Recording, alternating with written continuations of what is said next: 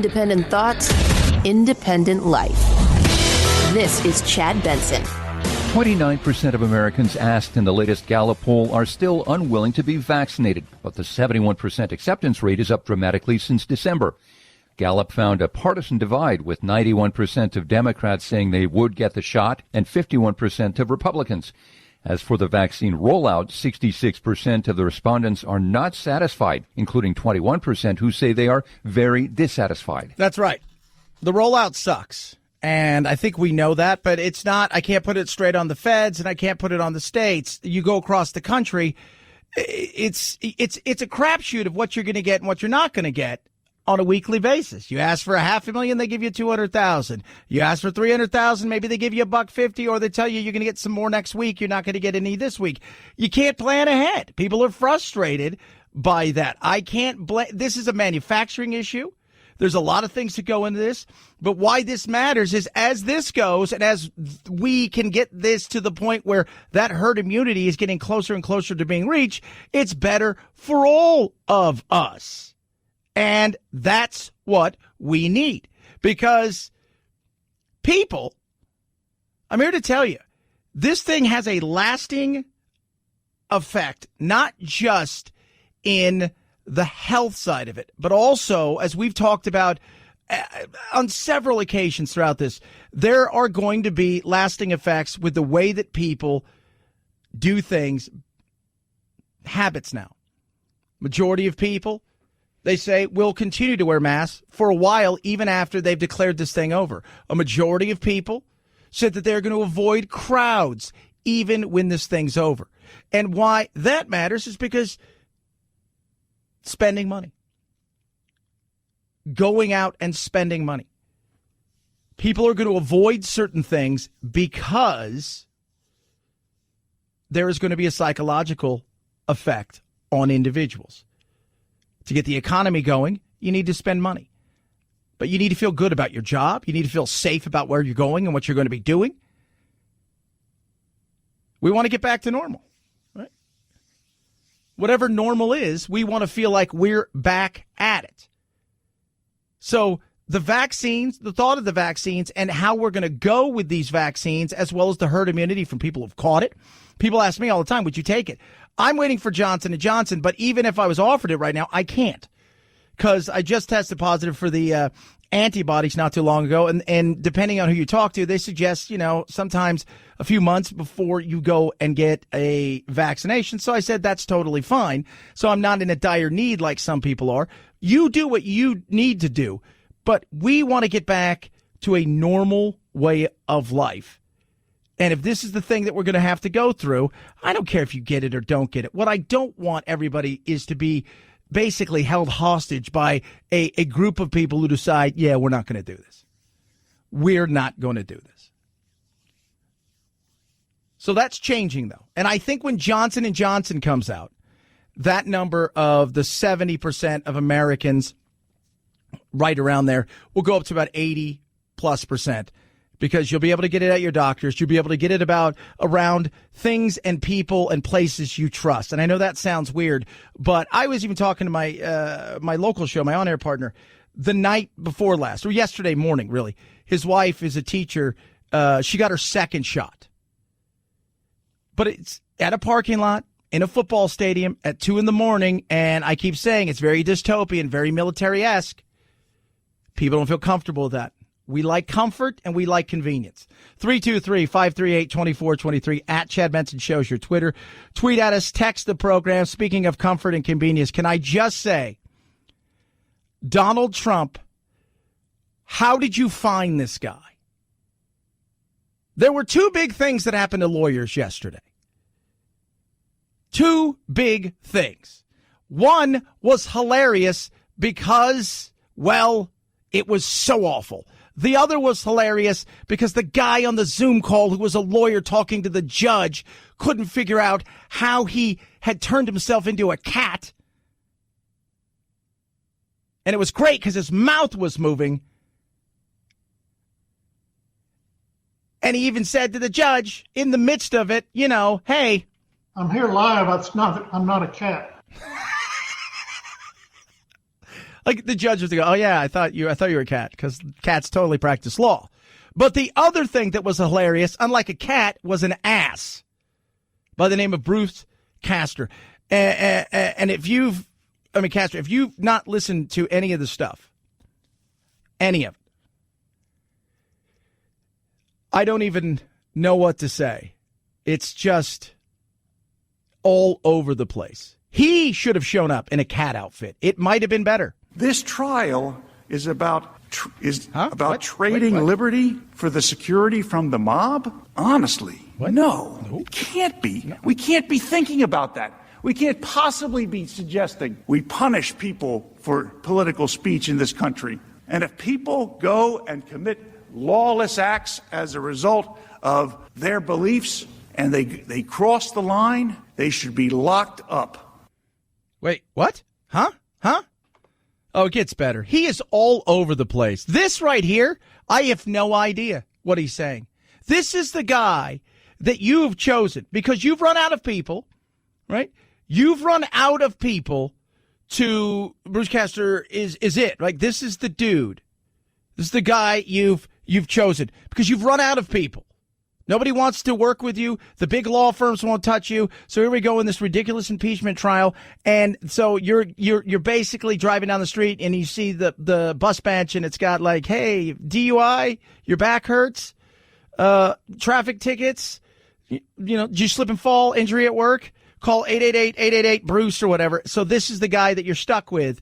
And with that, you get what you pay for. And wow, this.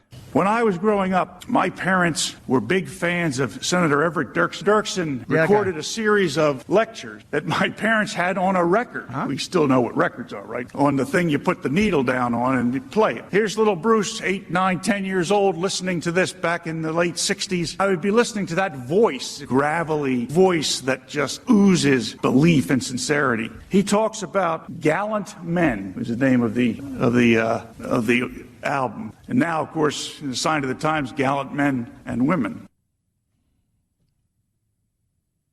What? Nobody knows. I'm here live. I'm not a cat. That would have been better. That was a better defense. I'm here, and I'm not a cat. All right, let's acquit him. So ridiculous. 323-538-2423 at Chad Benson Show, your Twitter. Tweet at us, text the program. It's just, I watched like 10, 15 minutes of it here or there. It's not that it's not important. It's just the reality is we know where this is going to end. People are hurting out there. People need to get, I drove home last night and my church is handing out food. Well, it's not my church. It's church in the neighborhood. I go to a different church and we do ours at different times when we hand out stuff. But every week they hand out food and they've got giant 18-wheelers. It used to be a small little like Ryder truck kind of size thing. Now it's 2 18-wheelers handing out food to people who are struggling in my area who a year ago never thought they'd be here. And you're playing this bizarre, let's impeach somebody who constitutionally, we're not quite sure, but it's the removal of the office, but he's not in the office, but it's really about censure. The whole thing is we want to make sure he doesn't run again. Whatever. People have other problems. I asked yesterday, I said, I threw it out there, poll. How many people are paying any attention to this whatsoever? I got a few people go, absolutely. But the majority of people in the poll, the vast majority says move on already. I don't care. Between the two, there was only 12.7% of the people that say that they're watching. No, I'm not watching was 20%. I don't care was 26%. And move on already was 41.8%. And normally in a situation like this, people would be glued to the televisions back in the day. They're not, because we feel like we've been down here before. It is absolutely something that most people at this moment in time don't find that it matters in their life. It matters in their life. I'm not saying it's not important. I think when people always think that, this is, you just don't understand that it's not that it's not important. There are just some things where you go, of importance at the moment in my life, kids back in school, job up and running again, business open, getting out of debt that I went into the last year or so, paying rent, paying mortgage, paying the car, putting food on the table is above this. 323-538-2423 at Chad Benson Show.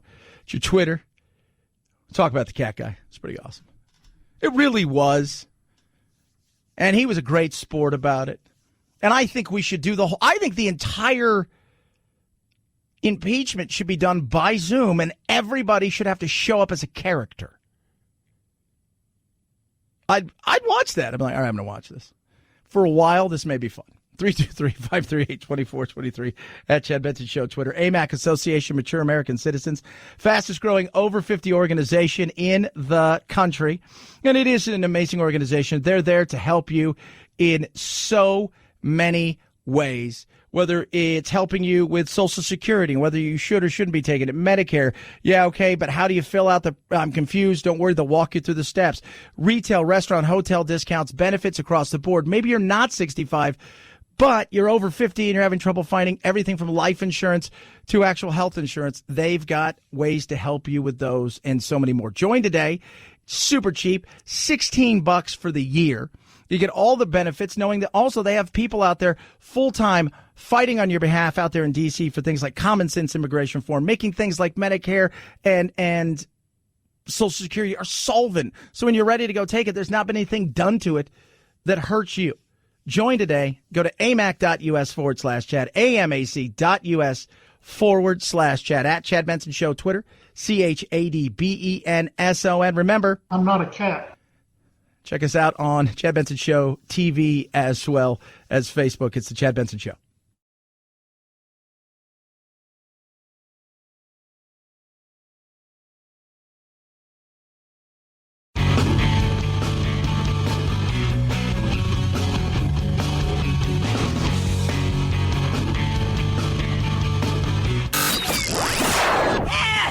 I can't take it anymore!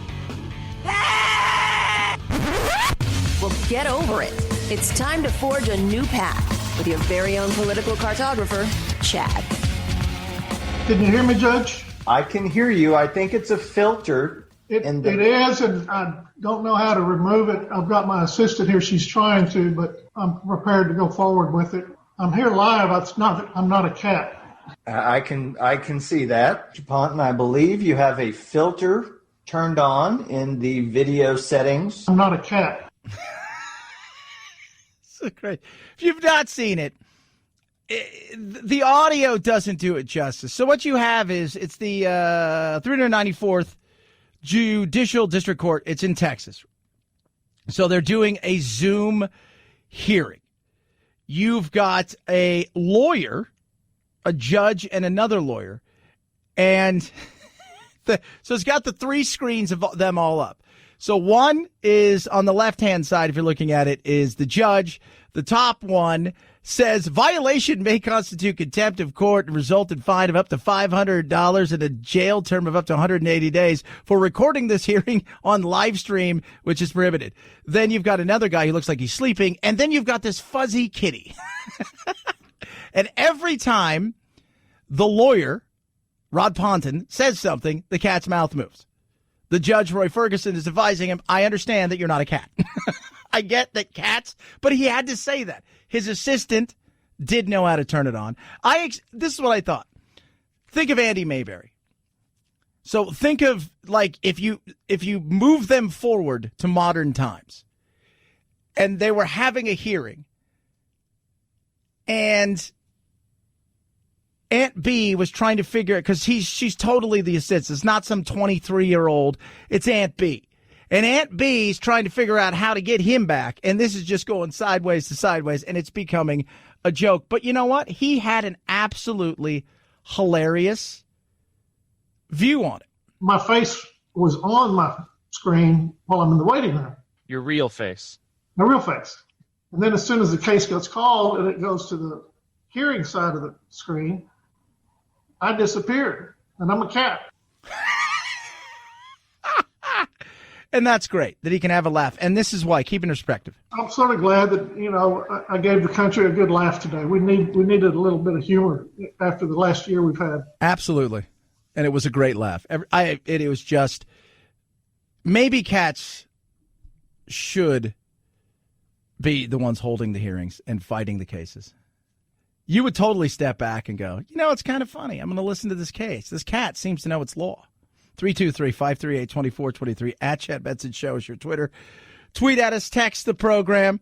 Love hearing from all of you. The nominees, kids, are out. Among this year's first-time nominees, Foo Fighters, The Go-Go's, rock pioneers Iron Maiden, and hip-hop legend Jay-Z. Yeah. 16 acts in all nominated to the Rock and Roll Hall of Fame, along with Mary J. Blige, Kate Bush, Devo, Fela Kuti, LL Cool J, New York Dolls, Shaka Khan, Rage Against the Machine, Todd Rundgren, and Dionne Warwick. Tina Turner's nominated as a solo artist. She's already in with ex-husband Ike. And Carole King is in as a songwriter, now nominated for the first time as a performer. We'll find out who gets in May. Foo Fighters, absolutely. I think so. The Go-Go's, it's odd that they're not in. Go-Go's need to be in. I think there's no doubt. Now, their star burned very bright for a short period of time. But they definitely left their mark. I think they were the first all-girl band to write and play their own instruments and to have a number one hit. So I have zero problems with them getting in. Some of the other ones I'm looking at here, Iron Maiden. Yeah, I could see Maiden.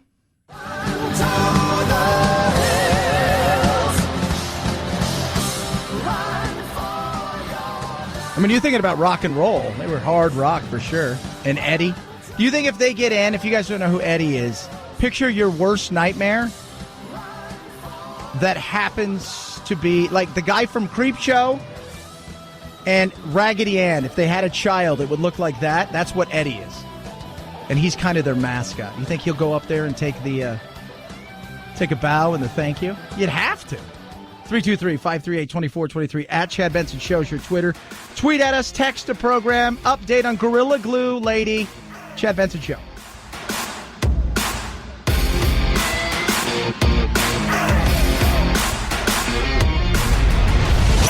The Chad Benson Show.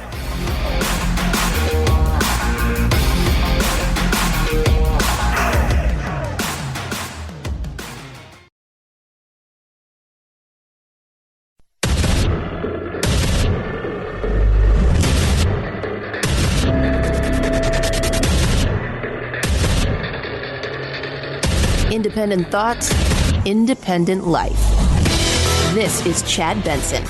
Officials in South Africa are announcing that starting next week, frontline healthcare workers will be receiving the single-dose Johnson & Johnson vaccine, despite not being approved for use yet.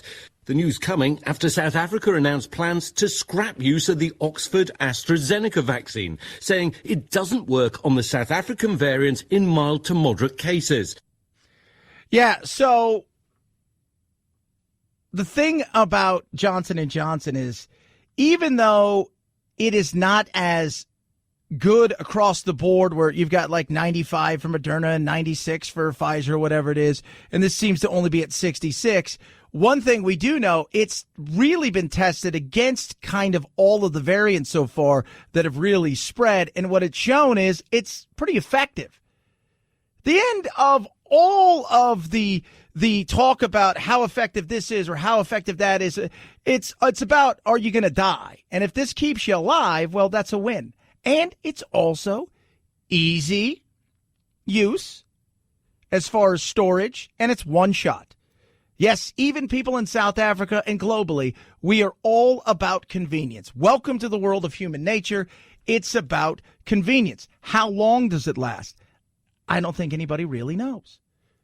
That's the questions. Can you catch this again?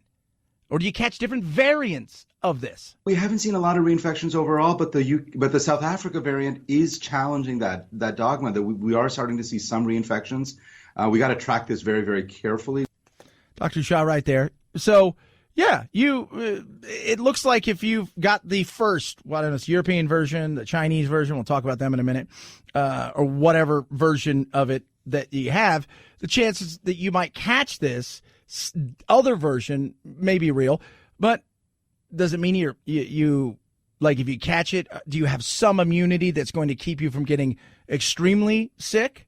I don't know. And then the other question about when you get a vaccine is, how long does it last? I think we're going to try to configure a vaccine that has much more durable and widespread protection, but that may take a few years. Yeah, so you may get a booster, and that's what Johnson & Johnson said yesterday. Look, for the next few years, you may have to get a shot once a year or a booster to make sure that there's minimal effect across the board with this. And that's what we want, because we get back to school, we get back to normal, we get back to life, which is what people want. 323-538-2423 at Chad Benson Show is your Twitter. Tweet at us, text the program. Love hearing from all of you guys. Remember the Super Bowl guy who ran on the field, right? We remember the character that ran out there. It was, well, I mean, it was insane. It was crazy. It happens usually in big events, but this has a twist to it. So let's go back. Super Bowl, fourth quarter. It's over. The game's no longer in doubt.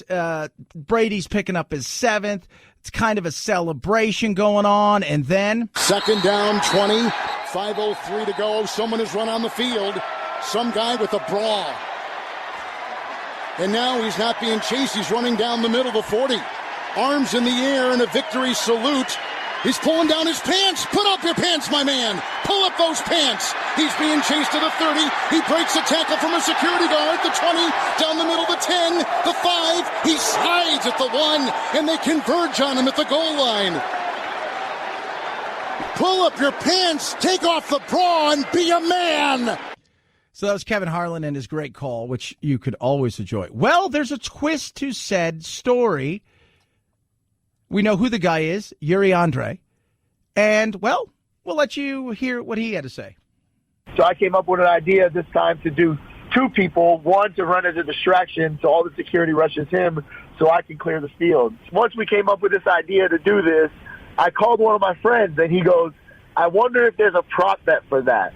Oh, a prop bet. So he's told one of his friends, hey, let's do this, because he wants to pimp his friend's website that's apparently an adult website. And then his other buddy goes, hey, man, what if there's a prop bet? There's got to be a prop bet. Somewhere out there is a prop bet for a streaker or somebody running on the field. There's got to be. So let's do this. Let's do this. Oh, prop bet. So we started searching Bovada.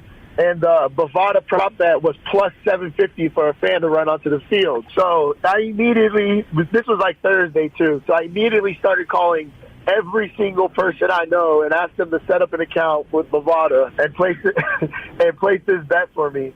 So he's calling his buddy saying, all right, here's the deal. Go everywhere you guys, you 4,000, you 2,000, you 1,000. They're giving us 7-1 over here. We're going to find other ones. Spread it out. Let's do this because we're going to get this. And there's the other question, too, is how the hell did he get tickets? But that'll be answered, I'm sure, at a later time. He continues, Mr. Yuri Andre, the streaker of the Super Bowl. So I did as many as I can, and with the difference, we made a phone call to, I don't want to say, but a very big celebrity in Vegas, and we asked him to find someone that would take this prop bet for us. So with the difference, I sent somebody to Las Vegas Sunday morning, 9 a.m. They landed at 11 and rushed over there and put the bet in for me with the difference of the money. About $370,000. That's what he claims he won.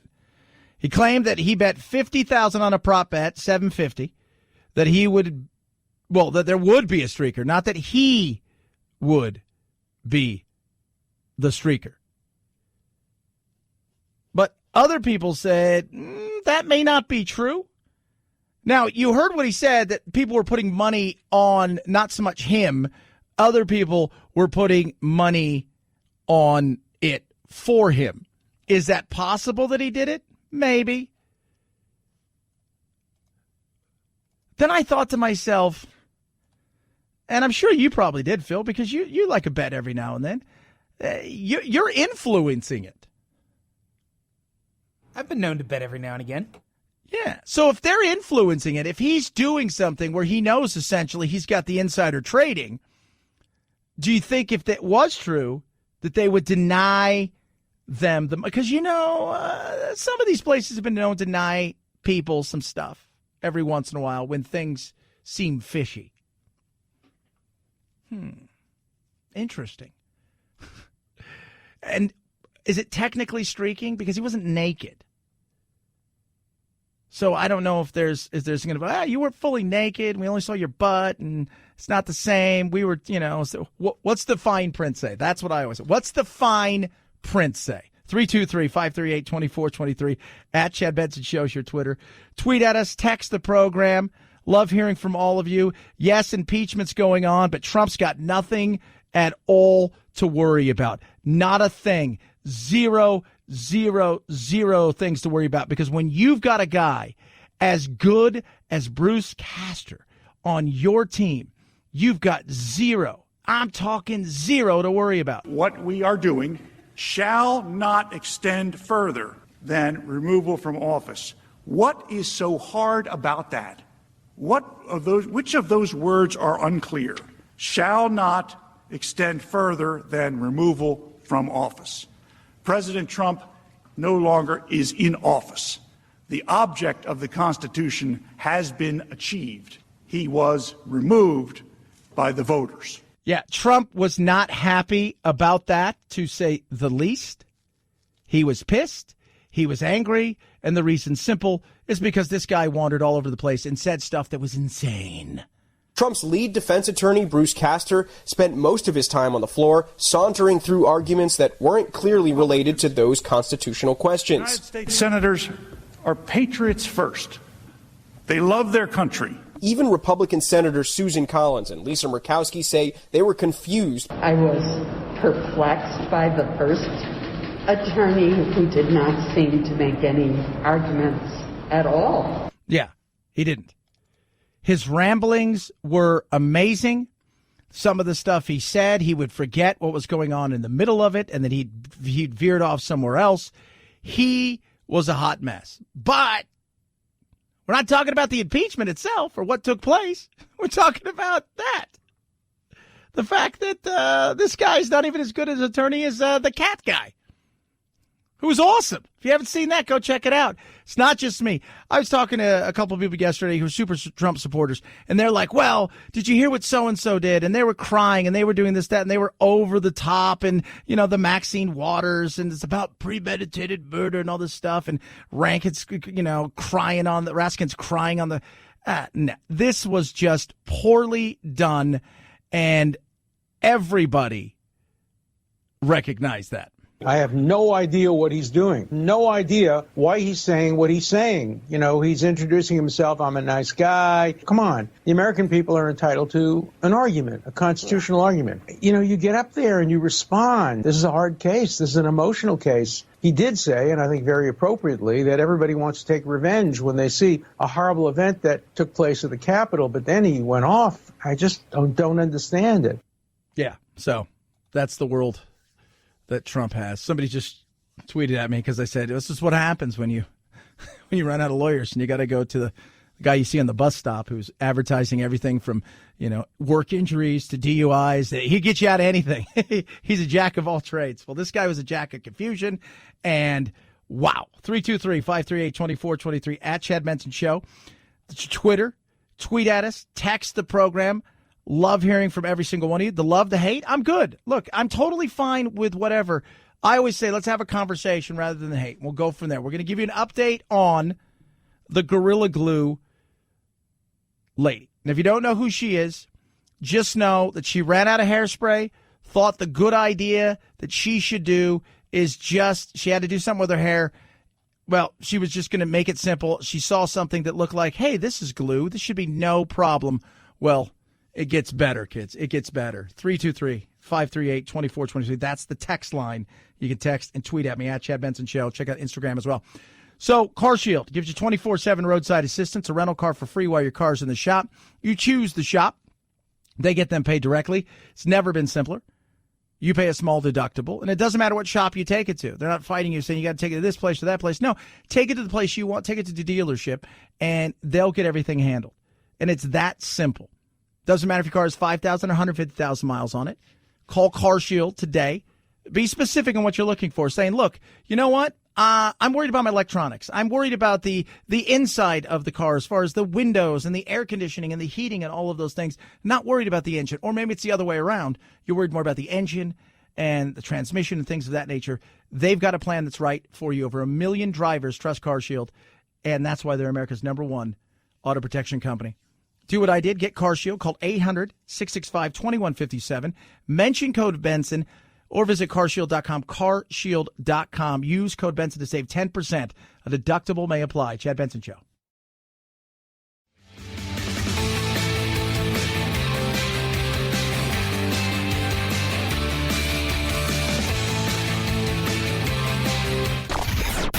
I'm so tired.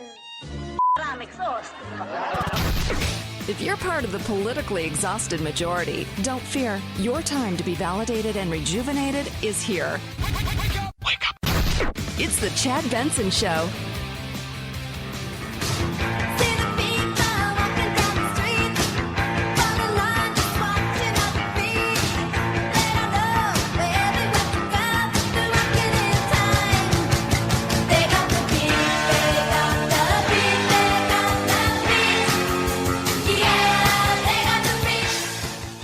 Yeah, the Go-Go's nominated for the Rock and Roll Hall of Fame. I thought they were in there already. So you got Belinda Carlisle, Jane Wiedlin, Charlotte Cafe, Gina Schuck, Kathy Valentine. Great new wave, kind of punk. Had several big hits. Huge. Massive. Our Lips Are Sealed. We got The Beat, Vacation, Head Over Heels. I mean, it is, you can go down the list, and they really were huge for 1981 till about 85. But by the time because the talk show, which was their last album that was big, Turn to You and Head Over Heels, they were done by the time that thing came out. They were done. They won the Grammy for Best New Artist. Then they had, of course, Issues. But they were, you go and look at them and see the things that they have done. I think their first female band that played all their own instruments, wrote all their own songs, and hit #1. They were enjoyable for sure. Enjoyable. So we'll see. Foo Fighters, Jay-Z. Iron Maiden. The Foos, man. I'm sorry. The Foos. The Foos need to get in. I love me the Foos. 323-538-2423 at Chad Benson Show is your Twitter. You might remember the story of Miss Brown, a lady who had run out of hairspray when she decided, I'm going to use Gorilla Glue. Hey, y'all. My hair has been like this for about a month now. It's not by choice. No. It's not by choice. When I do my hair, I like to, finish it off with a little Got to Be glue spray, just to keep it in place. Well, I didn't have any more, so I used this Gorilla Glue spray. Bad idea. Look, my hair, it don't move. You hear what I'm telling you? It don't move. I've washed my hair 15 times, and it don't move. Yeah, and then that, of course, went viral, and then, Gorilla Glue put out a statement that say, we're glad to see you went to the hospital and we wish you all the best. And they put out a thing like, this, the things you're not supposed to do, which says on the can. And of course, then it became some Chance the Rapper joined in. Then you've got Cardi B and Roxanne Gay, Beyonce's hairstylist, jumped in. Wendy Williams jumped in. And and then it became, of course, a black thing. Oh, Sunny Hostin from The View. So many are being dismissive of hashtag Gorilla Glue Girl, given the history of how black women are targeted and still battle the pervasive belief that our natural hair is unprofessional, unkept, or in some ways a statement. No, this is about the fact that a human being thought it was good to put adhesive on. It has zero to do with. Stop defending stupid actions. Stop it. It's nothing to do with race. If this was a white person, I'd make fun of him. As an Asian person, I'd make fun of him. Hispanic, whatever. It doesn't matter.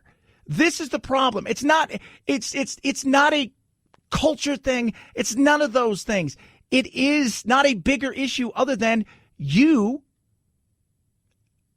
like many other young people over the last several years, do stupid things, and it's the reason that we have to have warnings before everything, or they have to lock up. They have to lock up things like Tide Pods so people I'm going to try this. It's nuts. You took an adhesive where it was Flex Seal, wasn't around. All of us have made, you've reached around and you're like, oh, it's dark, or you're fumbling and you grab and you go put some on your toothbrush. That's hemorrhoid cream, or that's something for arthritis, or whoa, that was cortisone. Yeah, okay. This was, you made a choice. It wasn't the dark, fumbling around at 2 a.m. I hope she's okay. Got zero problems with it. But now there's a GoFundMe. There's legal counsel. Oh, God. Help us. This is why we can't have nice things. Chad Benson Show.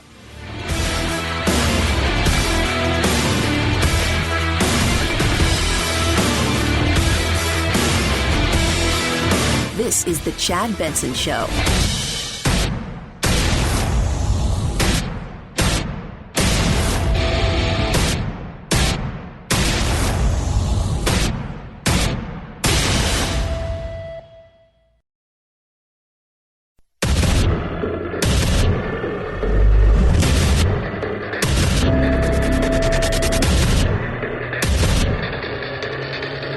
Independent thoughts, independent life.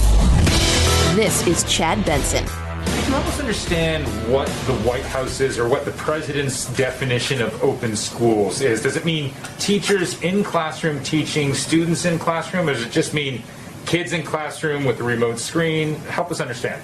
His goal that he set is to have the majority of schools, so more than 50%, open by day 100, and that means some teaching in classrooms. So at least one day a week. Hopefully it's more. And obviously it is as much as is safe in each school and local district. Huh? So wait. That was Jen Psaki. Psaki bomb, baby, Psaki bomb. So let me get this right. The school, because we're going to open up schools within 100 days. Now we're hearing, for those of you who haven't been looking around, look fall of next year is what a lot of places. Now, I think a lot of states who are controlled by unions, who don't have the essentially all of the politicians by the short and curlies in many of these other places, they are going to open up earlier. But a lot of these bigger states, bigger cities, union controlled, I think next fall is what some people are saying. That's nuts. So, again, clarify, Miss Psaki, press guru, czar for president. How many days again? I'm curious. Did you say one? When you say some teaching, you didn't use the same majority qualifier there. You just have to have some teaching in school, some teachers in school, not the majority of teachers in school and the majority of classrooms. Well, teaching at least one day a week in the majority of schools by day 100. Okay, and that's in-person teaching? In-person teaching, yes. 1 day a week.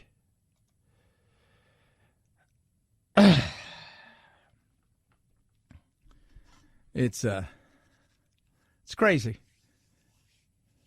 So that's where we're going.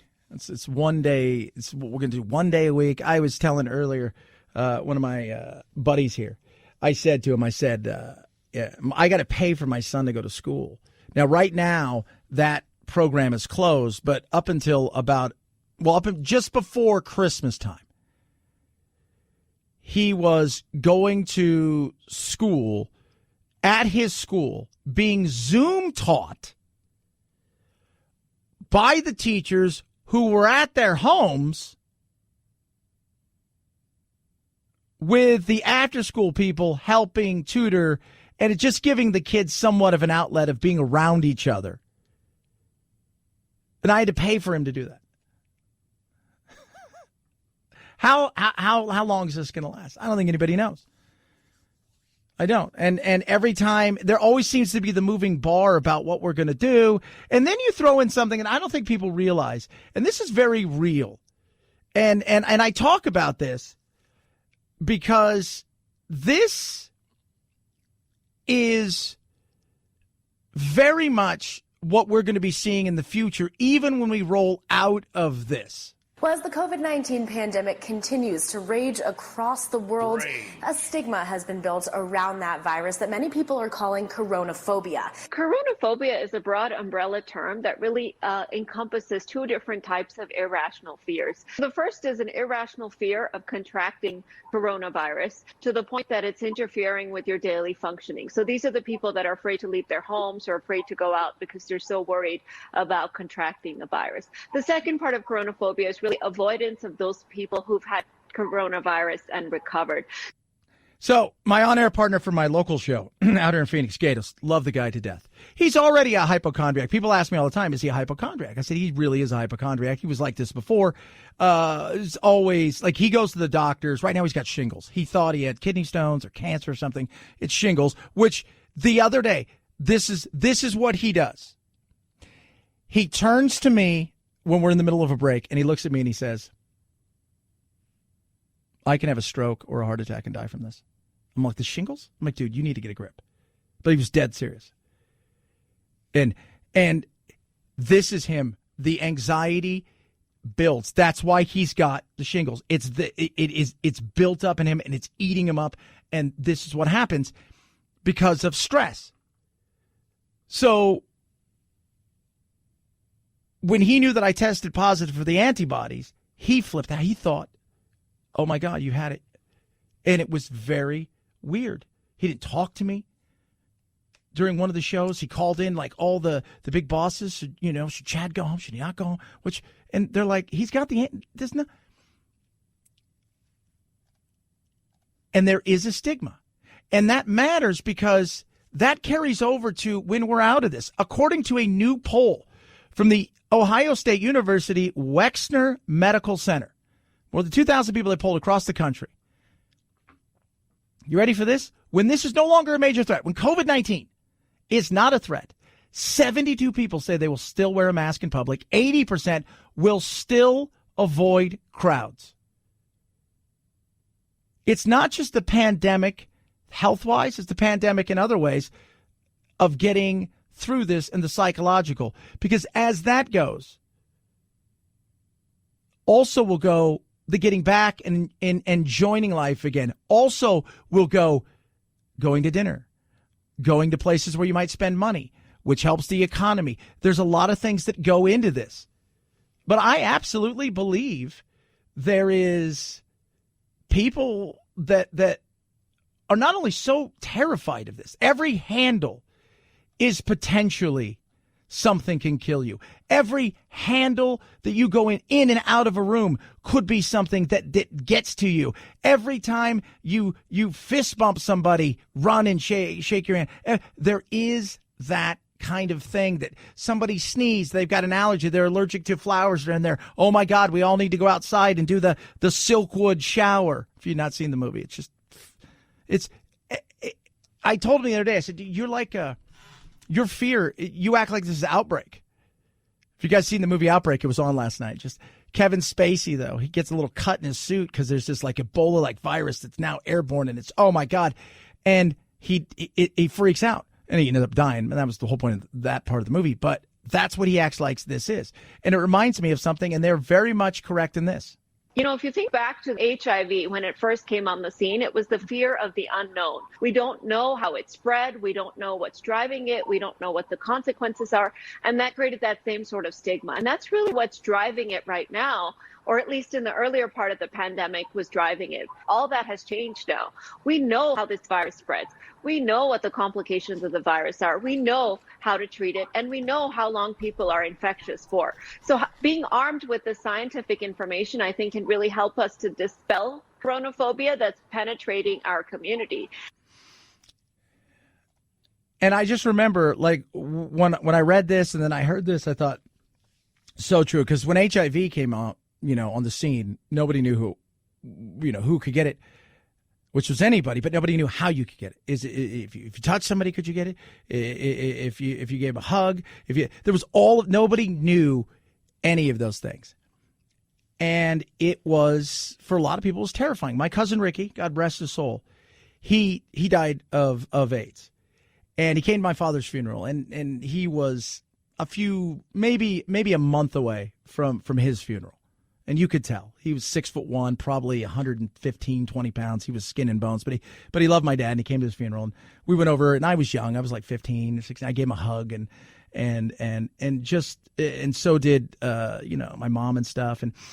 But the looks that people got, like, from that, but it's so psychological, and the unknown is right. And so many people don't know about this thing as far as how can it happen. And we've also been taught, though, as far as that we need to wear 8 masks, and then you don't, but then you do. And if you do this, you could get it. You may be a carrier, you may not. You get vaccinated, it still doesn't matter. It's crazy, but it's psychological. And that transfers over not just to the health side of it in a lot of different ways, but the side of it when it comes to getting out there, spending money, living life again, restarting it. I always tell everybody, they say, what are some of the indicators when you look for the economy? And some people look for growth here or growth there. I say, I always look at number one at consumer confidence, because if the consumer feels good about the job that they have, about the fact that they feel like they could leave today and find a new job tomorrow, they're going to spend money. When there's that unknown, that fear of what may come, they don't spend money. Well, this is that, and it encompasses a lot of things. 323-538-2423 at Chad Benson Show is your Twitter.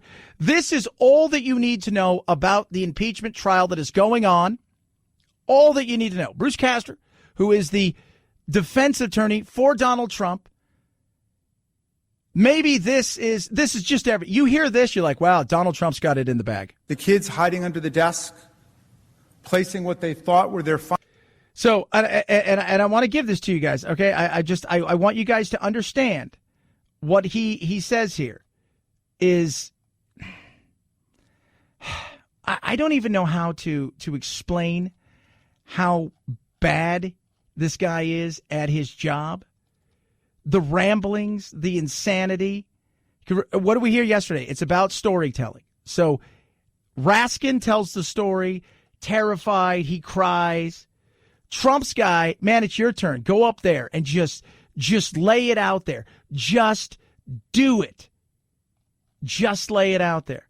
His laying it out there was it was almost like Saturday night drew the skid up for him. When I was growing up, my parents were big fans of Senator Everett Dirksen. Dirksen recorded a series of lectures that my parents had on a record. We still know what records are, right? On the thing you put the needle down on and you play it. Here's little Bruce, 8, 9, 10 years old, listening to this back in the late 60s. I would be listening to that voice, gravelly voice that just oozes belief and sincerity. He talks about gallant men, is the name of the album. And now, of course, in the sign of the times, gallant men and women. There you go. So, based on that, there's nothing else you can do but acquit. Oh, I got more great hits from this. This guy should be an album himself. There was a guy, it came out yesterday, but a judge was doing a hearing, and this they do it by Zoom, and this guy went from in the waiting room of the Zoom into the Zoom call as a hearing, and somehow it changed, and he became a cat. And, he had explained to the judge that I'm here live. I'm not a cat. I can see that. That defense and hearing was better than what Trump had. Based on what I saw from Trump's defense yesterday, I wouldn't let that guy defend me for a parking ticket. Hey, remember when I said I was going to get you out of the parking ticket? Yeah. You're going to do jail time.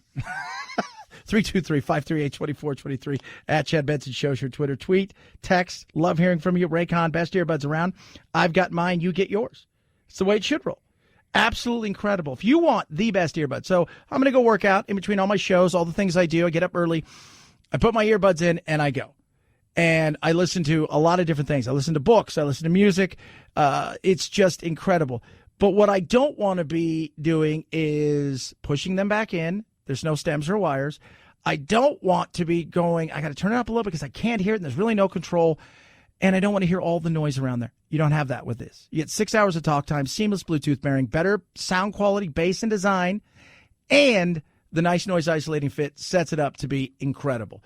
Normally, a couple $100, $300 in some cases for anything close to this. Well, this is better than all. It beats all, and it's well under $100. Get your Raycon, the best earbuds around right now, under $100. Go to buyraycon.com/Chad, buyraycon.com/Chad to get yours now and save an extra 15%. Chad Benson Show.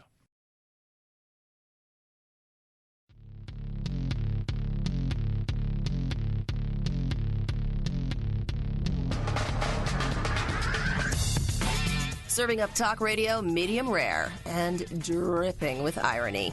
It's Chad Benson. 5, 4, 3, 2, 1, 0, ignition. Liftoff. Now it's time to find out what's trending. What's trending? Yeah, what does that mean? I mean something, right? Like it's trending on the old internet. What's trending? All right, let's take a look and see what's trending in the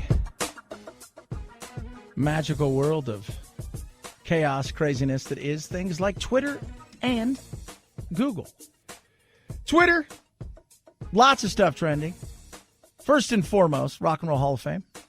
Nominees were announced today. We'll touch on that throughout the day. Foo Fighters, Iron Maiden, Tina Turner by herself, just to name a few, Jay-Z, all trending. So that's kind of cool. That's kind of cool. Driver survives a truck fall, 70 feet, plunged off a Wisconsin highway. If you've not seen it, we were marveling at it yesterday. Person's just driving. The next thing you know, woo! Just there it goes. There it goes. I don't know what happened. Now it got there. A little bit of impeachment. Not a ton of impeachment. It's very interesting when you go and look at like the impeachment side of things, where it just goes to show you how exhausted. Normally Twitter's full of stuff like that. Mark Cuban and the Dallas Mavericks are trending, and we're going to touch on that and what they haven't done this year at home games. Go over to Google. 0 on impeachment. National Pizza Day over the last 24 hours exploded. Mary Wilson, co-founder of Supremes, died. A lot of searches for her. Lots of searches. Aunt Jemima and the Cracker Barrel, both trending. Things we'll touch on as well. Aunt Jemima gets a new name, and she's completely canceled. And is the Cracker Barrel racist? Because you know. No, I don't. But that's the way that things go in that direction. And GameStop and Robinhood are trending. And the reason for that is a young man killed himself. Thought he'd lost about $750,000. Was desperate, didn't want to tell his family, killed himself. Didn't understand how any of this worked. And now, of course, Robinhood is being sued. This goes back to the fact that when this whole meme stock thing happened with GameStop and AMC and many other things that I pointed out, they've gamified it. They've made it simple. They made it almost like it's not real. And it's great to get people investing, but so many of these people are going to be hurt and taken advantage of. And it turned tragic. 323-538-2423 at Chad Benson Show. Your Twitter. Tweet at me. Text Chad Benson Show.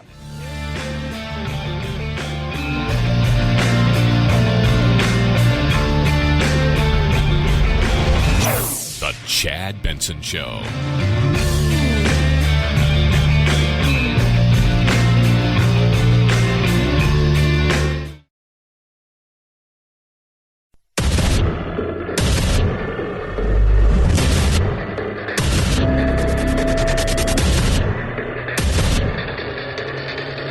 Independent thoughts, independent life. This is Chad Benson. Say farewell to Aunt Jemima products on store shelves. Quaker Oats rebranding the pancake mix and syrups with the name Pearl Milling Company. Quaker Oats deciding to retire the Aunt Jemima brand amid the cultural reckoning during last summer's Black Lives Matter protests. They acknowledged the character's origins were based on a racial stereotype. The company also donating $1 million to groups that empower black women and girls as part of the new rollout. Yep, so pour me some Pearl. Doesn't really have the same... I understand. It just doesn't. It's like iconic, so it doesn't have the same. Nancy Green, by the way, portrayed Aunt Jemima at the 1893 World's Columbian Exposition in New York. She was one of the first black models in the United States. Subsequent advertising agencies hired dozens of actors to perform the role when they first organized everything and rolled out the campaign for that. The Aunt Jemima character was based on an enslaved mammy archetype. Aunt Jemima is sometimes used as the female version of the derogatory epithet of Uncle Tom. So they got rid of it. It's the Pearl Milling Company. I'd have just called it Just Syrup. There you go. Maybe made it a J.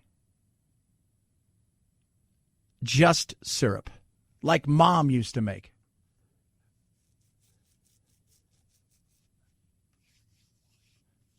Maybe? No, I don't know. It's like, I totally have zero problems with it.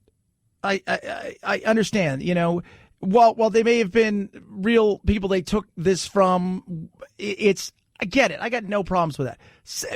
We see race in everything, and that's the world we live in. I get that, and it's very woke, and it's all about being woke, and it's at times ridiculous and overdone. And case in point, we go from that to the Cracker Barrel. Is the Cracker Barrel now racist? Why would it be? Well, if it would have started in Los Angeles, probably not.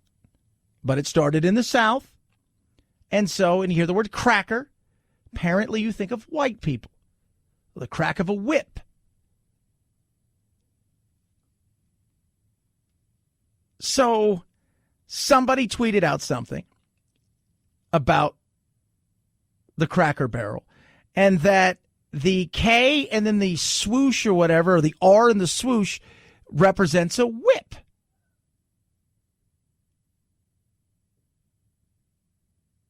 And that you used to be able to buy these whips in country stores. You can see the whip going from the R to the K. It's racism in your face. No, actually, I don't see it at all. I see whatever it is.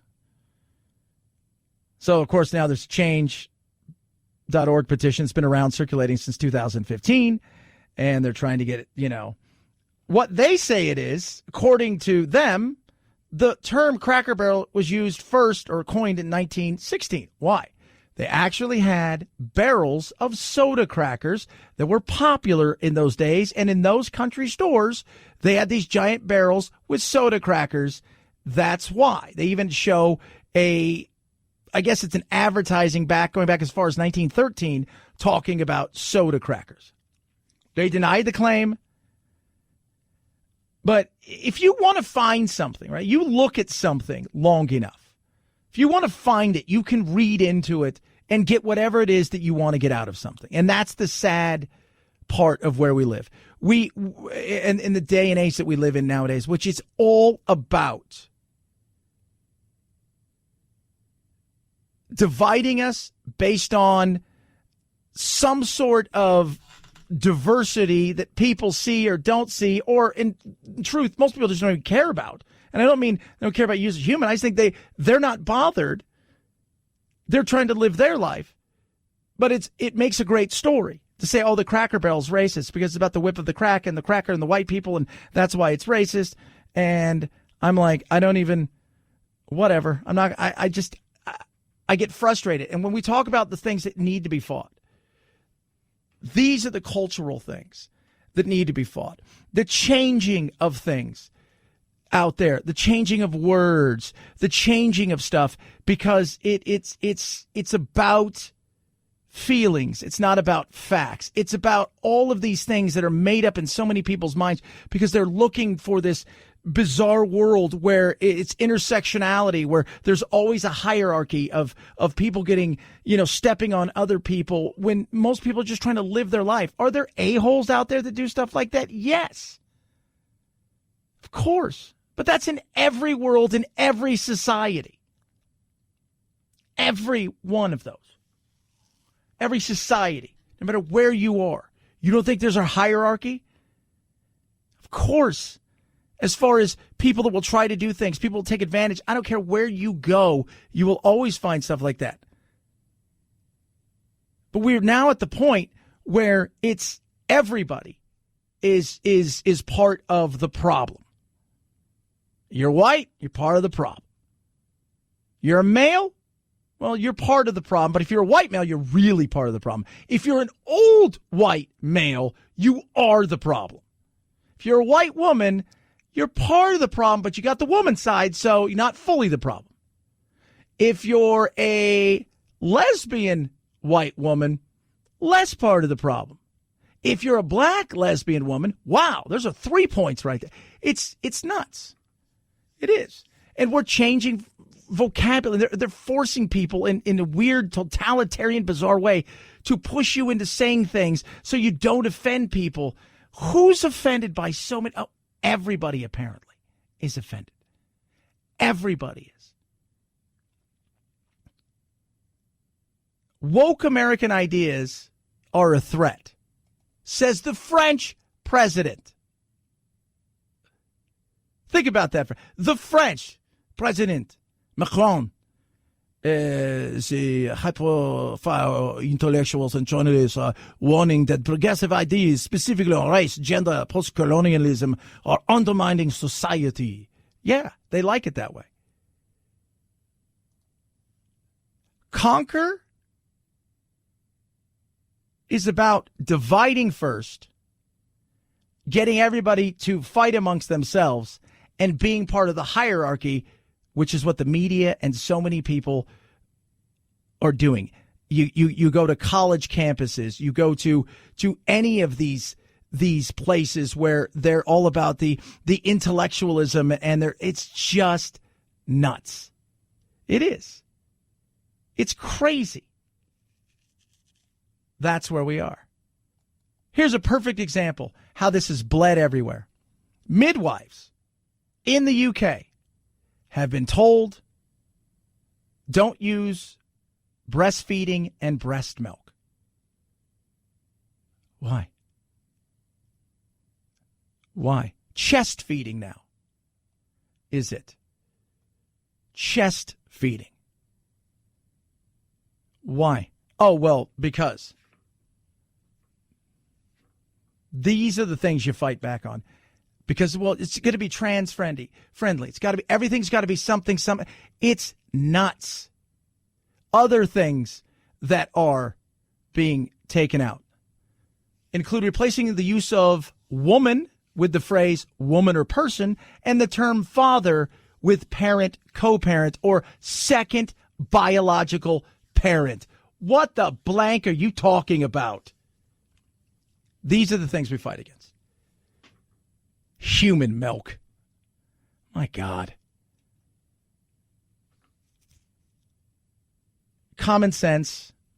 It's not about being mean to people. It's just about the reality of what it is. And we're allowing people to change vernacular. We're allowing people to change words. We're allowing people to do that. And with that, they can control through language the way that people think and act because yeah, of course. These things are the things we fight against. These things are the things we push against. A lot of this other stuff is reality show silliness. This is creeped in. This is creeped in. I read an article the other day. My uncle sends it to me. It's about J.K. Rowling, who, for those of you guys who don't know, Harry Potter books. And this person wrote this article about who the real villain is in the Harry Potter books. And it's not Voldemort or who any of these. No.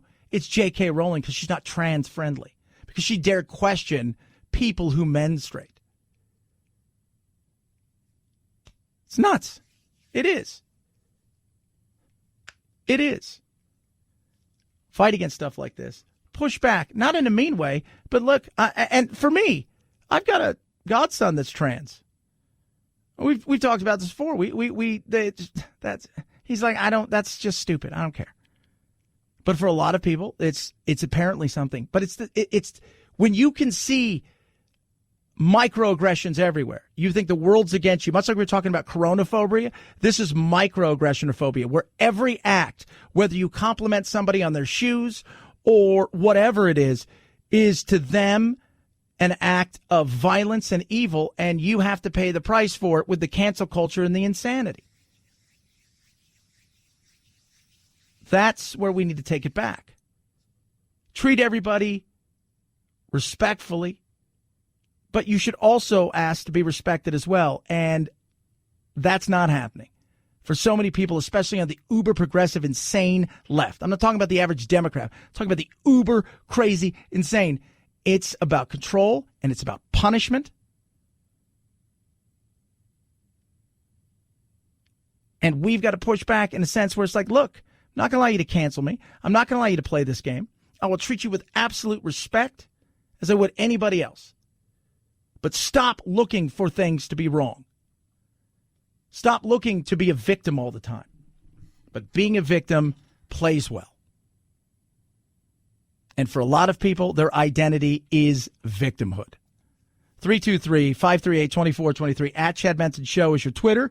Tweet at us. Text the program. Foo Fighters among one of many that are nominees for this year's Rock and Roll Hall of Fame.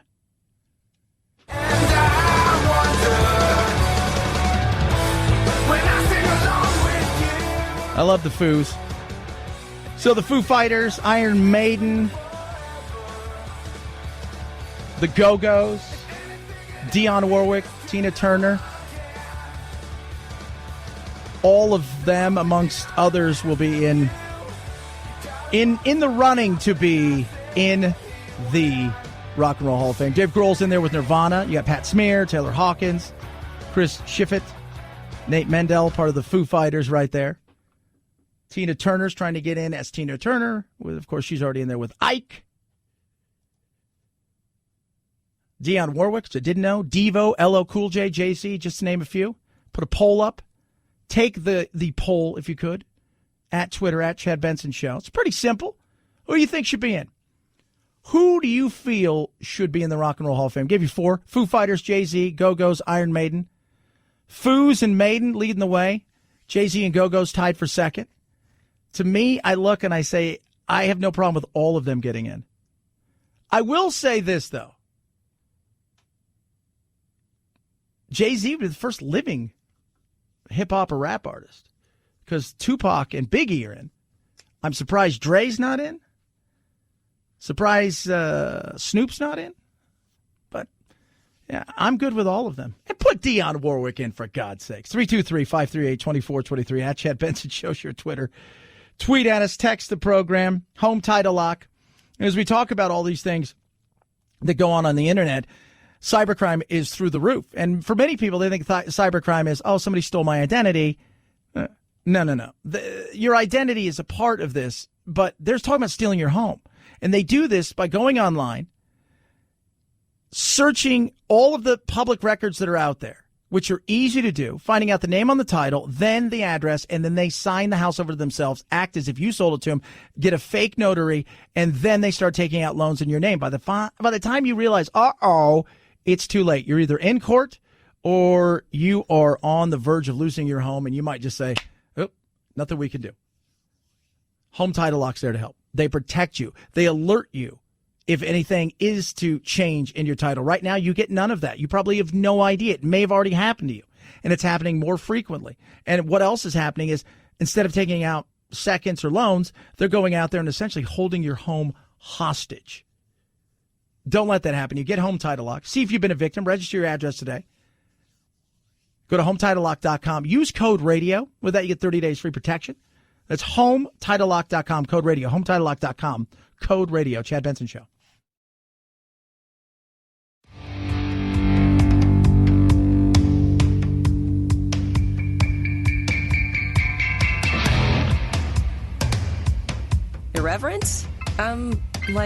Yeah. So what? It's the Chad Benson Show. All right, let me tell you guys something. You guys know my love of all things reptile, dinosaurs, which were birds, if you're the closest relations with that. When we see a big thing, we think it's pretty much that's giant lizard. And they had giant lizards. I love this kid, though. This kid right here, Leo's his name, Shadilla, 8 years old. A little bit frustrated that NPR and many others aren't carrying enough dinosaur talk. Let it be known about such things, because as a kid, when you're little, these things matter. Sometimes on this program, we fall short. We fail to spend enough time considering all the things. Case in point, let us ask a listener to read aloud a letter he recently sent us. My name is Leo, and I am 8 years old.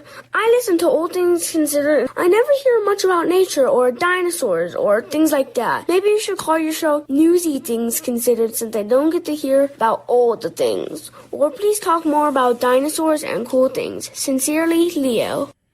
Yeah, so he's got a right to be upset. So what happens? They're like, Leo, you're absolutely right. How about we get you and a paleontologist together? Hi. Thank you for writing to us. What's your favorite dinosaur? Concavenator. Basically a mini T-Rex with a sail, kinda. Wow. Leo, can I start by just saying I hear from your parents that you want to be a paleontologist when you grow up, and now we've got one on the line for you. Okay. So, what's your top question that you want to put to Ashley Poust about dinosaurs? What is your favorite part of the job, and have you discovered a dinosaur? I have. I hope to find many more in the future. So he has found a dinosaur, this paleontologist. They're going to talk about all kinds. But this is great. They're like, yeah, you know what? It should be all things. And dinosaurs part of all things. Anything you want to know about your favorite dinosaur? How large was Concavenator? Concavenator itself, it's a little smaller than, say, your T-Rex or your Spinosaurus. A really tall person might have been able to look it in the eye, but if it reared up, it could easily shadow you, and it would be really scary. How did dinosaurs grow to be so big, and why aren't humans and mammals the size of dinosaurs today? This is hard-hitting journalism, because these are the types of questions that keep paleontologists up at night. Thanks so much to you both, and Leo, especially to you. Thanks for writing. You're welcome. I love that. I do. But it also reminds us that while we're dealing with the day-to-day life things, like, putting food on the table, going to work, stressing about if you're going to have a job, all of these things, kids are dealing with their things as well, but they've got stuff that isn't coronavirus, that isn't impeachment, that isn't any of these things. And I think it's a good reminder, sometimes we need to take a step back and set our feet, if you will. And Leo did that. Love dinosaurs. Even if I'd have lived way back when, I'm probably going to have one of them as a pet. 323-538-2423. At Chad Benson Show is your Twitter. Tweet, text the show, baby. Chad Benson Show. This is the Chad Benson Show.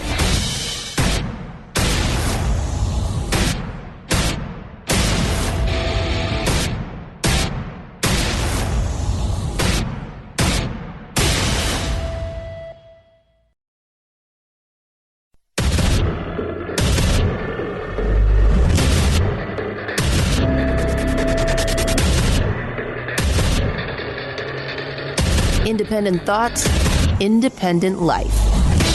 This is Chad Benson. The pace of the vaccine rollout slowly picking up. The federal government sending out an additional 1 million doses this week to 6,500 select pharmacies across the U.S. The expansion, part of a larger strategy by the White House to ensure no one is left behind. Yeah, and people that want to get vaccinated should get vaccinated.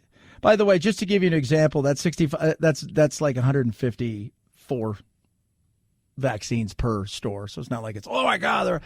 But the vaccine, it matters, man. We need to get people back to work. We need to get back to living. We need to get people back in a right frame of mind. People are struggling in America. Oh, what about impeachment? Nobody cares about impeachment. And it's not that I remind everybody, it's not that things aren't important.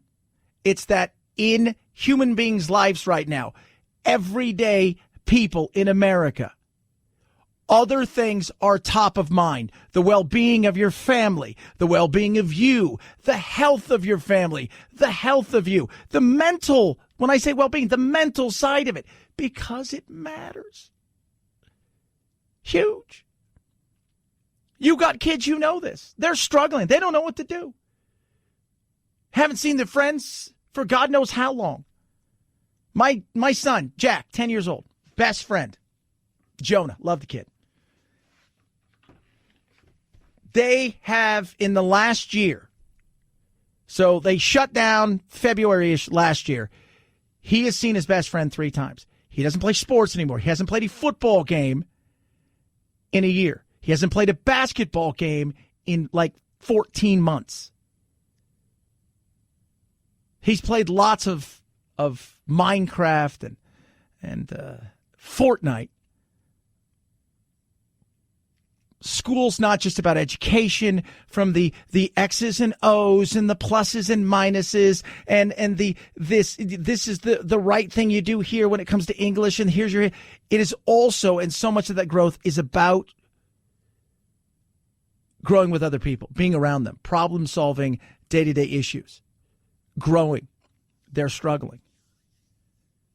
Same thing goes for us. People who work at home. And I'm telling you guys, it's a mindset when you work at home. At first, I think people thought it was kind of weird, but it's a novelty. I'm at home. I can wear my pajamas. But things have changed. And people are struggling. There has been a significant jump in full-time workers in the U.S. who are dealing with mental health issues during this pandemic. According to a new survey, 46% of workers reported struggling with mental health issues in 2020, compared to 39% in 2019. And 55% of workers said a mental health issue has affected them more since the pandemic began. Yeah. Part of that is the isolation if you're not used to it. The one thing that is good, I think, for some people is usually now you're not isolated alone because your wife or your roommate, your kids, whatever, you're around some people. That aside, though, it's put a huge pressure on relationships. When this first started, I said, you watch what's going to happen. You're going to get divorces. You're going to get babies. You're going to be all, but you get a lot of divorces, a lot of couples breaking up. And the reason is couples, like everything else, it's good in a certain amount of time. 12 hours a day. Yeah, the weekend's fine. Maybe a vacation. It's not good 24/7, 365. But then you have the isolation side of things for a lot of people who aren't just isolated, because we're thinking, you got to work from home. But it's not just about that. The isolation side of stuff when you can't see your family, you can't see your friends, you're stepping back. That plays a big role in well-being. When it comes to specific issues that people are grappling with, another survey of nearly 13,000 employees in the U.S. and 27 other countries found the majority of workers have experienced increased anxiety around job security and found changes in their work routine and their organization stressful. Almost half have felt lonely and isolated when working from home, and the result is often a decrease in productivity. Yeah. And some people get it. And you have to have a mindset of when you work at home. It's not as simple as I'm just going to get up and do this, that, and the other. There is a certain mindset. So for years, if you guys are new to the show, I did a lot of voice work. I still do a fair amount, not as much as I used to because I focus on the shows and a lot of the other stuff I do. But my agent stuff still contact me, and I do a fair amount of stuff. I only did that for several years, and I was pretty good at it. But it was lonely. And I'm kind of good with some isolationism at times. Certainly I've always kind of been a bit of a loner-ish. I have friends, but they're close, and it's a smaller knit group. I don't need to always see somebody. But when I first started doing it, I just remember I would go I wouldn't see somebody or talk to another person unless it was the person at Del Taco when I was going to get a taco. Watch TV, take a nap, work out a little bit, and it starts to go through, you start to go through these things. And then I started to realize I need to, do things. And I had to change my mindset. I had to get up, I had to work out, showered on a daily basis as if I was going to work right that minute, as if I was driving somewhere. And I would make sure that I went and got a breakfast or a drink in the morning, even though I may have had one there, because it got me out and it gave me a mindset. My old business partner, when we had a brokerage firm, Mitch was a trippy dude. He, well, first of all, he's from Nebraska, and he just was a huge Cornhusker fan. But one thing he taught me about, like, working from home, because we all were in the office. We had our office down near the beach, but he lived out in the inland part of the state. And he would wake up in the morning, he would shower, he would put on a suit and a tie, and he would go in the next room. A lot of people aren't doing that. And then they fall away. And then the productivity goes down. And it matters. Because when you look at jobs and when you look at mindset and whether or not people are going to spend money and whether or not people are going to get back out there and getting us back to normal, so much of it isn't just about the health and getting rid of this dumbass coronavirus that's driving us all crazy. A lot of it is also going to be mentally, and it is costing us. It all comes at a steep price for employees and employers. Even before the pandemic, research showed the global cost of mental health conditions, including costs related to lost productivity, was about $2.5 trillion in 2010 and estimated to grow to $6 trillion by 2030. Companies are stepping up efforts to address mental health issues, offering things from counseling, providing access to visual therapy, meditation apps for free, a number of things that companies are doing to try to help. It matters. Because if you feel good about work, you feel good about life, you feel good about all those things, you do what? You're out there, you're involved more, you're spending more, you're doing more, you're adding to the economy, you have confidence, you're doing those things. That gives you the confidence to do things like travel, spend, which gives people who are in business the confidence to hire more, to expand, to do those things. It's all kind of tied together. And we're frustrated, as we should be. So we should be. This thing is driving us crazy. The rollout hasn't been awful. I know a lot of people, some states haven't been great, but there's also supply and demand when it comes to the vaccine. And, you know, you can only give what you've got. So Johnson & Johnson will be the one that will be the game changer. I've said it. It's one shot. It's simple. You can store it anywhere. It'll be at every single pharmacy and doctor across the country, so it's not going to be hard to get it. And people will go to the place they trust far more often than an undescript parking lot in the middle of the night and drive through a tent to get a shot from somebody they've never seen before. So those things will change, but the psychological aspect, I think, will linger on. Majority of Americans say they're going to continue to mask up even after this is gone. And a majority of Americans, according to a new poll, say that they're still going to avoid crowds. That's the psychological aspect. We need to push through that. Get that confidence back. 323-538-2423 at Chad Benson Show is your Twitter. Tweet at us, text the program. Love hearing from every one of you. This is what I'm going to play from impeachment. All that you need to know about Donald Trump and his defense by Mr. Castor, who is the defense attorney that was the best, apparently, that Trump could do. Maybe he was a little bit nervous, but all you need to know is this. Representative so-and-so seeks to walk back comments about, I forget what it was. Solid. That's all you need to know. That right there is everything that you need to know about what's going on in the world of impeachment. As bad as that is, not too many people are paying attention, and there isn't going to be any conviction of the article they sent down.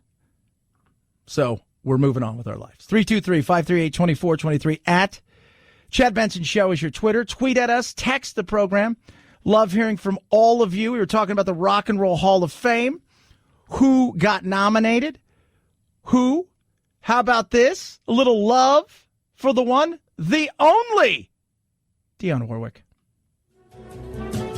The moment I wake up, before I put on my makeup, I say a little prayer for you. Walk home in my Yep, she's 80. She's nominated. along with several others, Jay-Z, LL Cool J, Devo, Iron Maiden, Foo Fighters, Tina Turner. I thought Dion was already in there. She is not. I think she was Carole King. And this is an artist. She's already in there as a songwriter. So it's very interesting to see who's going to get a shot to get in this year. I've already said I have no problem with Jay-Z. I've got zero problems with Iron Maiden. Foo Fighters are like first ballot. I think that's silly if you don't think so. Tina Turner's in there with Ike, but not in there alone. And the Go-Go's is an absolute must. Thought they were. First all-female band, wrote, composed, and played all their instruments to hit number one. 323-538-2423 at Chad Benson Show, Twitter, tweet, text. Love hearing from all of you. Let me know what you think. If you didn't see it yesterday, for all the chaos and craziness that Trump's legal person, Mr. Castor, rolled out there with his ramblings, another attorney went one better, 1,000 times better, made us all laugh. We'll touch on that. ExpressVPN, protect your data. It's important. You are the bait. Social media companies, search engines, everything in between, they love you because your data means dollar bills for them. So it's now time to protect your IP address and protect your data and make it harder for them to take your data and make money off it. ExpressVPN, they're the VPN of choice, virtual private network. It anonymizes much of your online presence, hides your IP address, makes your activity much more difficult to trace, which makes it harder to sell to advertisers. On top of that, ExpressVPN encrypts 100% of your data to protect you from eavesdroppers on your network. And ExpressVPN app, so easy. One simple touch. Boop! Away it goes on your computer, on your phone, and you're protected. And the price, 16 cents or so a day for a year.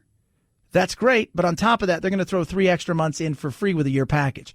Go to expressvpn.com/Benson. Visit that. Sign up for a year. Hide all of your stuff. Take back control of your data and save big. EXPRESSVPN.com/Benson. ExpressVPN.com/Benson to protect your data today. Chad Benson Show.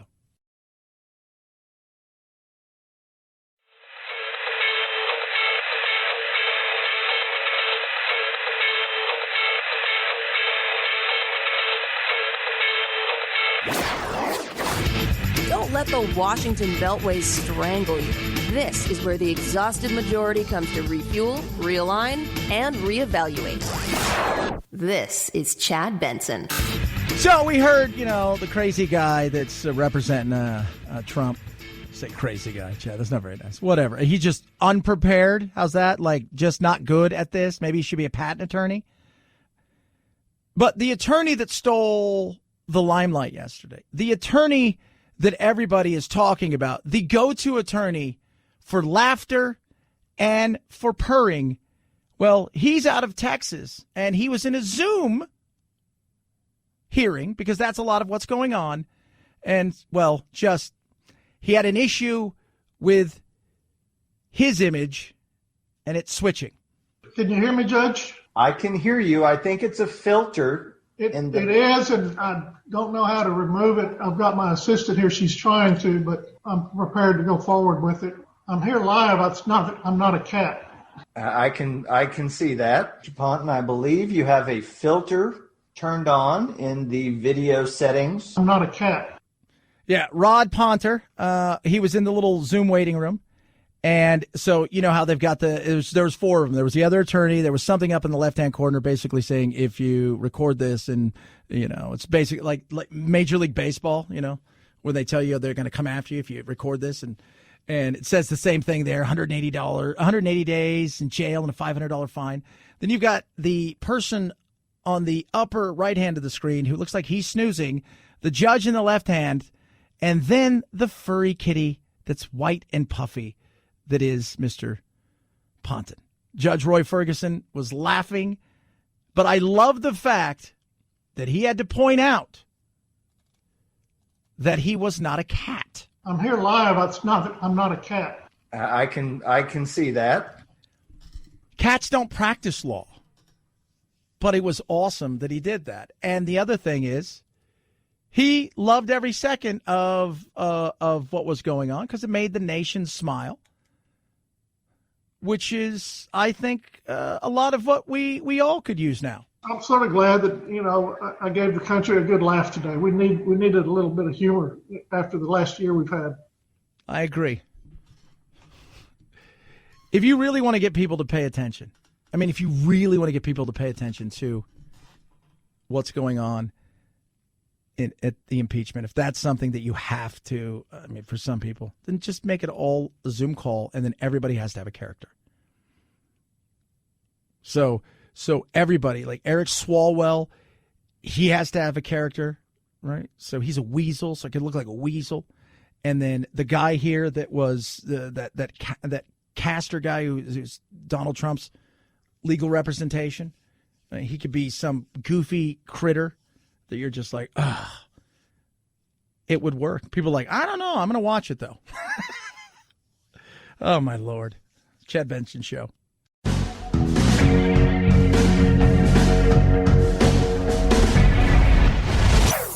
Chad Benson Show.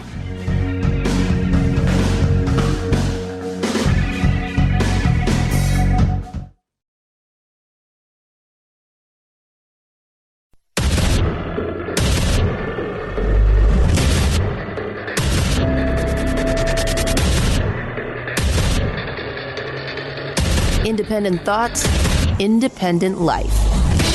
This is Chad Benson. Some of the risk factors for vaccine hesitancy are being a woman more than a man, being younger as opposed to older, and black race more than white or Asian. So it's very important that we get and answer the questions of why people are vaccine hesitant. Yeah.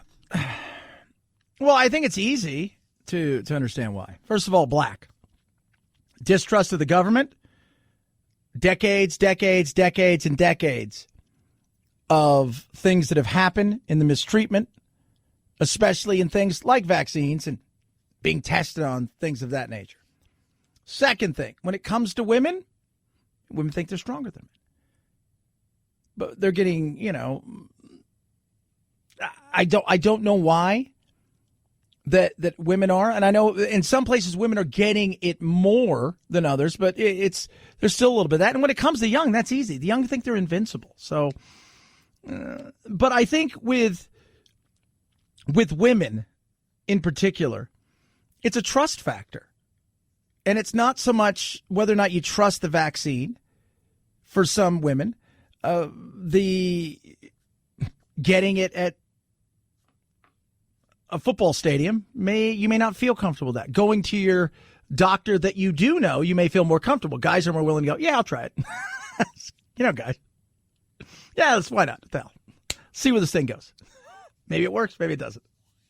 We'll try it. We'll give it a shot. Maybe it doesn't. Maybe, who knows? And guys are more apt to do that. We're more apt to try. We're the hold your beer species. Very rarely is there a hold your beer moment the way that you would think with women compared to men. We totally are the hold your beer. Whenever we talk about the hold your beer moment, more often than not, it's a man doing something stupid, followed by another man topping his stupidity, usually ending in some form of dismemberment, injury, or death. So I think there's a lot that goes into it. And here's the other side of it. It's like here we're doing this big, oh my God, did you see that whites are getting vaccinated more than all these other groups? And then I'm like, guys, this state here, Arizona, we're like 70% white. Yet only 50% of the people getting vaccinated identify as white. Some I don't identify at all because they don't want to give out their information for whatever reason. So there's a lot that goes into stuff. We overthink these things. I think the big thing is convenience and the opportunity to get this in your time frame that you feel comfortable in from a person you feel comfortable with will help to speed this along. And the other side when it comes to women too, women more often than not, when you go and you see when it comes to the vaccines, and I've been reading up and I think that this could cause this, that, and the other, tends to be more women compared to men. Not saying men don't do it, but it does. Simple things. We don't need studies, guys. It's just like, hey, you know what? Maybe this is why. Maybe. 323-538-2423 at Chad Benson Show is your Twitter. Tweet at us. Speaking of the coronavirus, can we just call BS on the WHO in China? Can we? For a second? Call BS on their fake-ass report? I do think we should be proud of what we've achieved here. This is the first time that we've heard public statements of joint consensus on the origins of COVID. I think that's the important message from China and the international experts. Nobody buys it, so it didn't come from a lab. And I've never once said it came from a lab as if they put it out there to do things. But there are questions when other people who are now being more vocal, now that this, think about the craziness that surrounded this election. Think about the way that the media would not let anything that in their mind could have potentially helped Trump in re-election. Like, hey, what if this did come from a lab and it wasn't so much nefarious as it was incompetence? And China does have some splaining to do. But you couldn't dare bring up that question without being called a kook, a freak, a weirdo, a nut job, all of those things.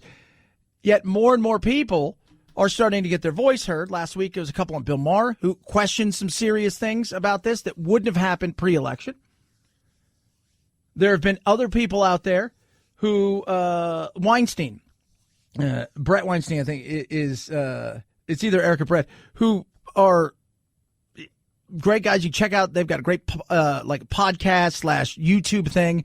Really smart guys, super smart guys who are also scientists. And they talk about, well, when you look at this thing, there's some stuff in here that doesn't make sense. And normally animal to human thing, that it's such a close, it's so close to be able to jump, yet this doesn't make sense. But you're called a kook, you're called a freak.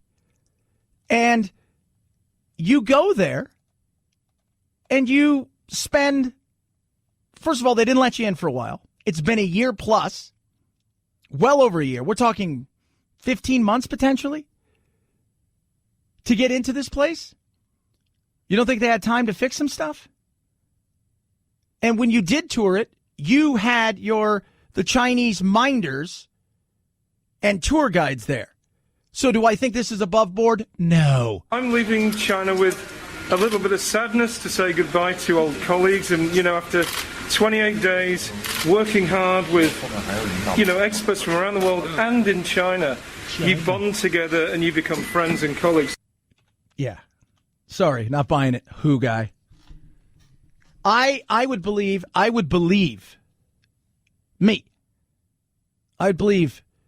Roger Daltrey would do a better job investigating him than these idiots from the WHO. I believe that. Does anybody buy into, oh, yeah, it's totally fine. Oh, yeah, China's been absolutely great. Mario Van Kumpas, Peter Daszak. But some have raised some issues. And then there's the report side of things. Where is it? When do we get to see it? You will be able to read everything fully in the report, which summarizes all the science that was done. Now it's come from Southeast Asia. It's got to be an animal. What kind of animal? We don't know. It's a bat of some sort. Bunch of crap. It's a bunch of crap. It's just, I'm telling you, you should have sent Scooby-Doo and his band of people would have been better at investigate. If you think for a moment that the Chinese are above board, ask the Uyghurs how it's going. 323-538-2423 at Chad Benson Show is your Twitter. Tweet at us, text the program. Speaking of Twitter. Who knows if there's a correlation, but Twitter says in January, the same month it banned former President Trump from the platform, it gained more daily users than the average number added over the past 4 years in January. Twitter doesn't normally publish numbers on user growth, but said it made an exception due to unusual circumstances, namely Trump's ban and the Capitol insurrection. Twitter notes its numbers will likely go down soon compared to the early months of the coronavirus pandemic last last year when stay-at-home orders resulted in more people spending more time on social media. I use Twitter. The thing about social media, it's a double-edged thing, right? It bites you in the ass. You don't know what you put up today. It may come back and haunt you tomorrow, even though it was totally fine today and nobody found any problems with it. And it's no longer about what's said, what's tweeted, how it's talked about, what it was like. There's no context in anything, and none of it matters. It's just all about revenge, and it's nuts. And as far as the Twitter ban for Trump, we live in this world now where we feel we need to protect everybody from everything. I mean, you can just see it now with, how many masks should we wear? Should we wear 2? Should we wear 3? Why not wear 12? Well, now you're being ridiculous. 10's fine.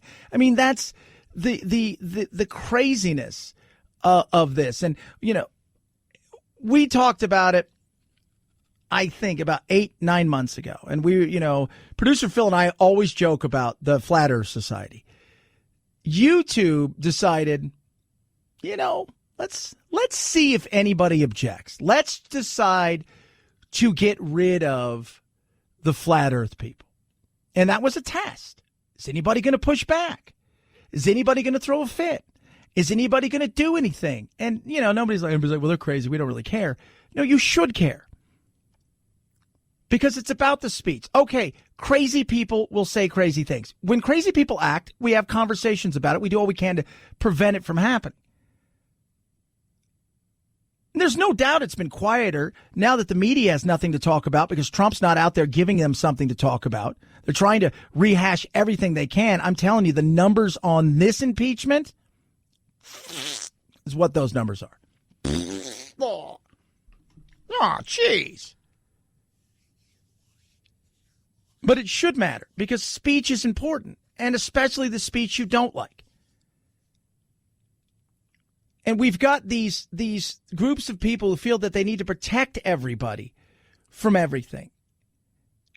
And much like the lady we're going to talk about in a minute, the Gorilla Glue hair lady, we need to stop protecting everybody from everything and allow people to make their own decisions on certain things. Well, look at the QAnon people. Look at them.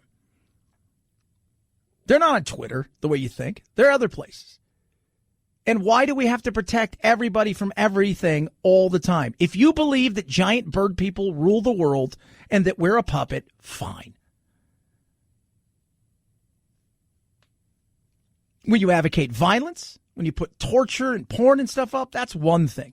When you have a difference of opinion or you say, I think Hunter Biden's laptop should be looked at and you get banned, there's the issue I have. And I realize it's a private company, but I think the thing that drives everybody crazy the most is, why do you keep changing the rules? Why? I just want to know what's happening. Tell me going in. But those rules aren't just for Twitter because they get outside of Twitter. They take it from Twitter to the world at large, and then it filters out there and it seeps in. From cancel culture to many other things. So, yeah, I don't like people being banned at all. I wouldn't ban anybody.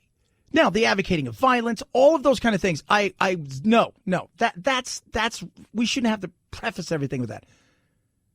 But if you believe the earth is flat, and whether you make a cogent argument or not, that's a you thing. We can have a discussion. But my belief system is based on research, data, living experience, all of those things, not based on a meme. 323-538-2423 at Chad Benson Show's your Twitter. Car Shield, 24/7 roadside assistance, a rental car for free. That's right. I said a rental car for free while your car's in the shop. You choose the shop. They get them paid directly. So I've got 2 cars. One of my cars is older, like 2010. It's got like 130,000 miles on it. No electronics whatsoever. Like, it still has that kind of orange radio thing. And because I travel so much and I drive back and forth to pick up Jack and all over, I go through a lot of places. I'm like, I'll get satellite radio. Like, you can't do it in this car. You have to put one of those little, I'm like, oh, goodness me. So it's one of those. Still has a CD player. What's a CD? It's like a mini record. I have coverage on the transmission and that stuff for that car from Car Shield. My newer car has electronics, and I have a warranty for the engine and transmission, but I didn't have any for the electronics. Luckily, I got it for the electronics because I had an issue. Had to tear out my entire dashboard to fix the sensors. Would have cost me about, well, just from that alone, about $1,400 I paid small deductible. That can be you.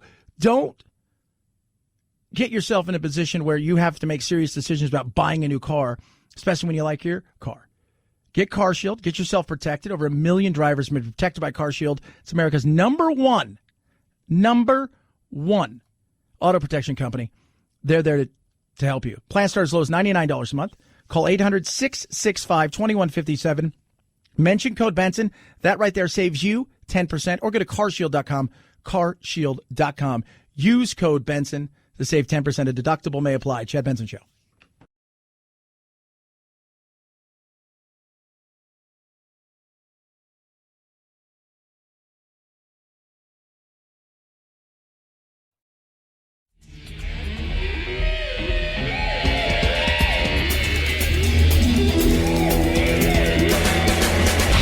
You go, boy. This isn't about right or left. This is just about right and wrong. Right you are, Chad. The Chad Benson Show.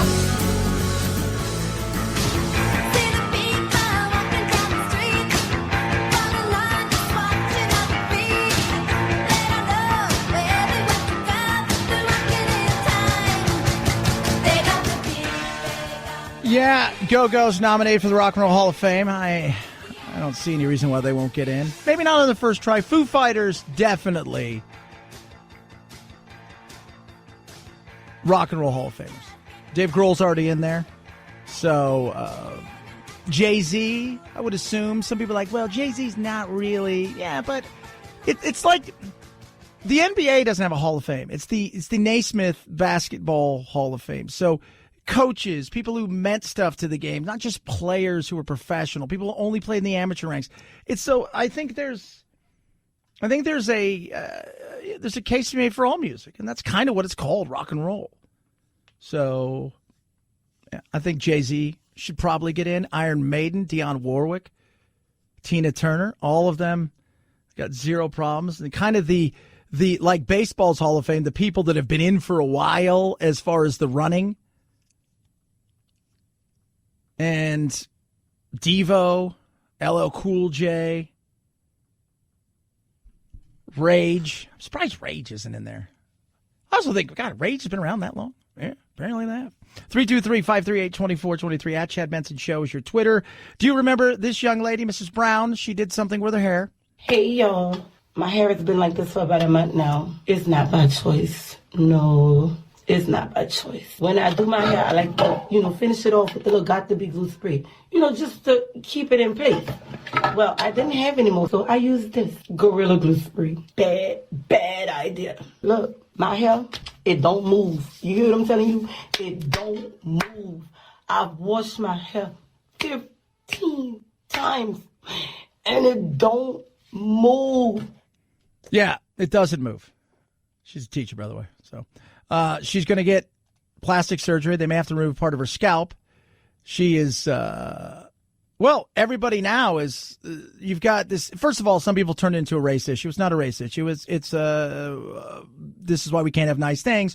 And we have to have special, caps, and we have to warnings on everything. And they have to lock up stuff like Tide Pods because you decided to use a super strong adhesive on your hair.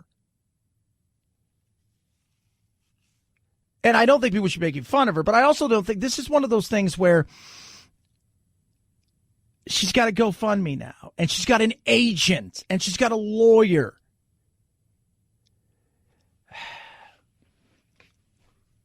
That's why we can't have nice things. I'm sorry. You did this. It's great that people are coming, and Jay-Z's, and Beyonce, and Chance the Rapper and stuff, and I don't want anything bad to happen. It's not about that.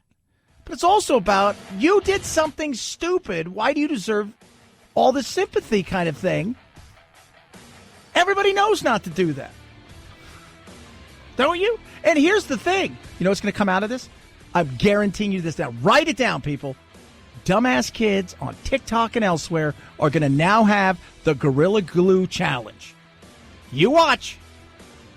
323-538-2423 at Chad Benson Show is your Twitter. Tweet, text, follow along. Chad Benson Show TV on YouTube. course, Facebook will do a live a little bit later. You guys have a blessed rest of your day. We got you over the hump. We'll do it again tomorrow. Night, night, Jack.